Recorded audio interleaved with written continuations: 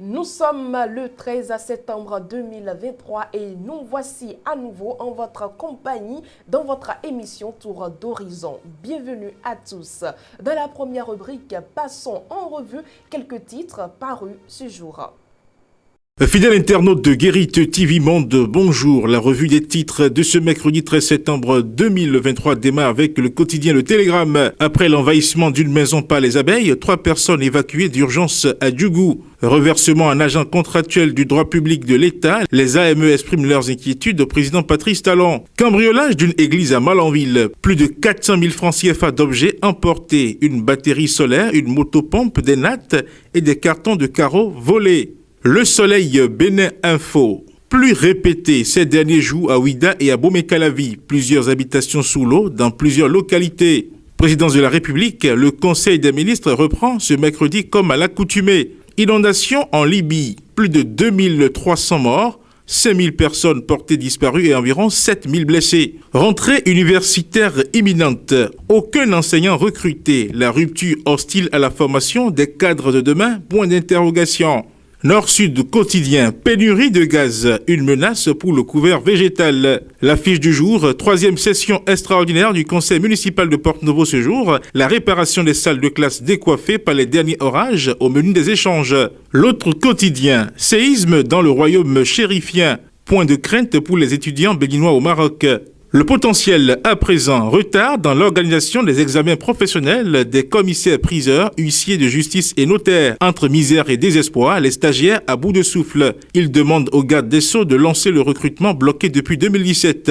Ce sera tout pour la revue des titres de ce mercredi 13 septembre 2023. À demain. Retrouvons à l'instant l'invité du jour.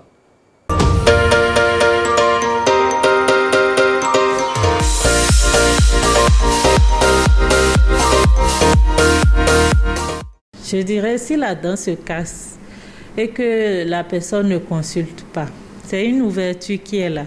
En quelque sorte, la dent est comme ça, disons. Vous voyez, ça se casse, ça s'ouvre. Vous comprenez? Quand c'est ouvert, si cette partie ou celle-ci n'est pas partie, quand vous mangez, ça rentre dedans et ça garde. Quand ça va rentrer dedans, ça va se décomposer à l'intérieur. Il y aura une infection, forcément. D'accord? Cette infection-là, maintenant, vous allez couver ça, vous ne saurez pas. C'est quand vous pouvez couver ça longtemps, ça dépend de l'organisme de chaque personne. Moi, je peux réagir rapidement, avoir mal et aller consulter. Vous pouvez, votre organisme peut réagir différemment. L'infection sera là, vous allez garder ça longtemps. Et c'est quand ça va se compliquer complètement que vous verrez qu'il y a un problème. D'accord? Et dans ces cas-là, si vous n'avez pas vite consulté, qu'il y a une infection, les dents sont en rapport direct avec tout ce qui est sur notre corps est en communication. Vous laissez l'infection, ça va passer dans le sang. Ça passe dans le sang, banalement, vous pouvez faire une septicémie. Et ça peut entraîner la mort. Donc, c'est ne pas consulter ou ne pas faire à temps ce qu'il faut faire qui va entraîner la mort. Ce n'est pas forcément la dent fracturée qui va entraîner la mort. Dans le forum de discussion du 13 septembre 2023, nous sommes avec Charles Alban Daoui. On le retrouve tout juste après ceci.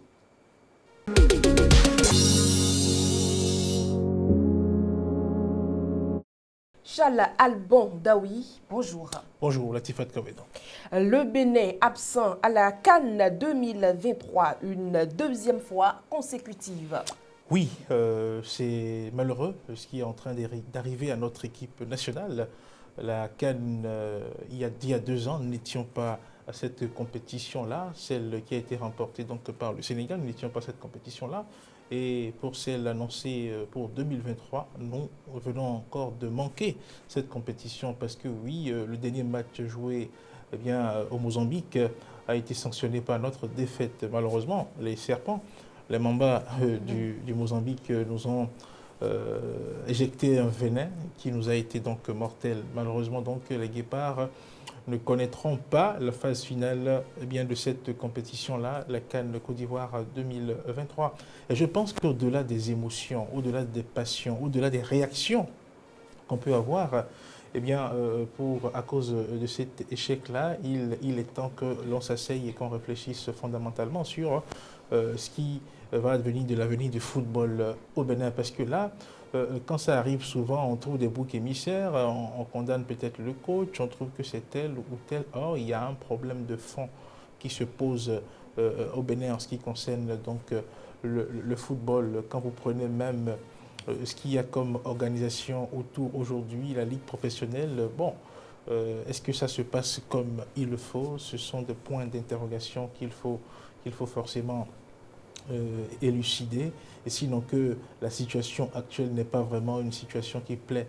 Les Béninois aiment le foot, mais ils ne sont pas satisfaits par leur équipe de football. C'est là une équation qu'il faut résoudre. Le peuple aime le foot, mais n'a pas une équipe qui lui donne satisfaction.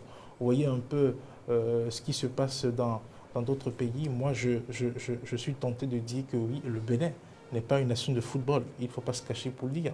Nous ne sommes pas une nation de football et ce qui se fait actuellement ne laisse pas croire que nous voulons devenir une nation de football.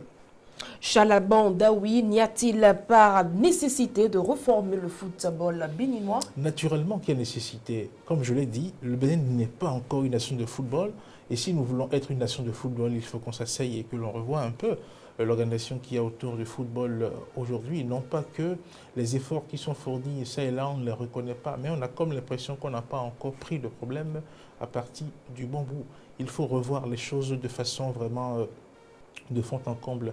Qu'il vous souvienne, vous avez vu les performances de cette équipe de Sainte-Rita. Vous voyez, ça, c'est des éléments d'où il faut peut-être partir pour commencer à réformer le football. Il faut que, par exemple, le football au niveau scolaire soit réorganisé. Il faut qu'on ait des activités sportives au niveau des écoles de façon régulière et de façon systématique. Ça va nous permettre d'avoir une pépinière de joueurs qu'on pourra exploiter sur plusieurs années.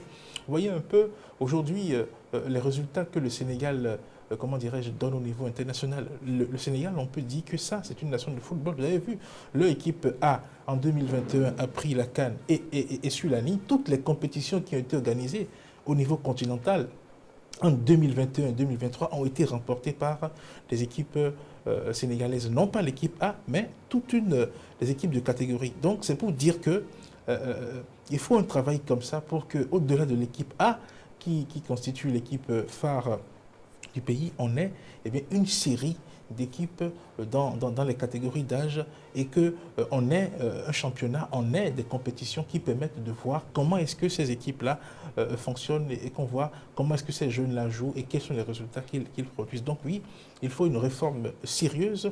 Il y a des choses qui ont été faites jusque-là, mais ça n'a pas encore donné des fruits. Ça veut dire qu'on n'a pas encore identifié le vrai problème et donc du coup, on n'a pas encore trouvé la solution qu'il faut. Sinon que la plupart des citoyens se plaignent de ce qu'on injecte beaucoup d'argent, beaucoup de milliards dans le football pour un résultat qui n'honore pas, un résultat qui fait chaque fois pleurer. Donc oui, il faut réformer systématiquement le football au Bénin. Il faut enlever le football, il faut épousseter le monde du football, il faut enlever les écueils, de connotation politique, tout ça là, et revenir au jeu, et rien qu'au jeu.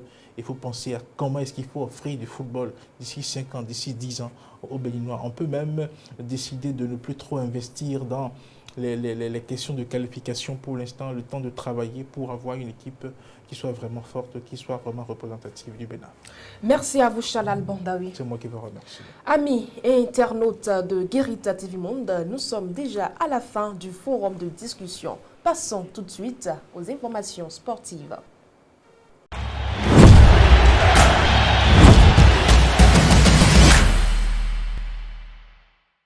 Deux arbitres béninois vont officier la CAN Côte d'Ivoire 2023. C'est une décision prise par l'institution. Vous aurez également à suivre d'autres informations dans la page des sports. La Confédération africaine de football, CAF, a annoncé la liste des arbitres retenus pour préparer la Coupe d'Afrique des Nations CAN 2023 en Côte d'Ivoire. Le Bénin est présent avec 2 de ses arbitres, ce qui constitue une reconnaissance de leurs compétences et de leur professionnalisme. Il s'agit de Louis Djendo Huyen Dandé et Aïmanvo Ulrich Eric. Cette nomination est une grande fierté pour le football béninois et témoigne du niveau de qualité de ses arbitres du pays des Guépards. Autre actualité sportive, la CAF a récemment intégré les éliminatoires du CHAN 2024 dans son CMS. Tout laisse à penser que le début des éliminatoires est imminent. Bien qu'aucune information n'est donnée sur la date du tirage au sort ni sur le pays hôte, il est probable que la CAF puisse ajuster le calendrier en organisant les éliminatoires en 2 tours comme elle l'a fait par le passé.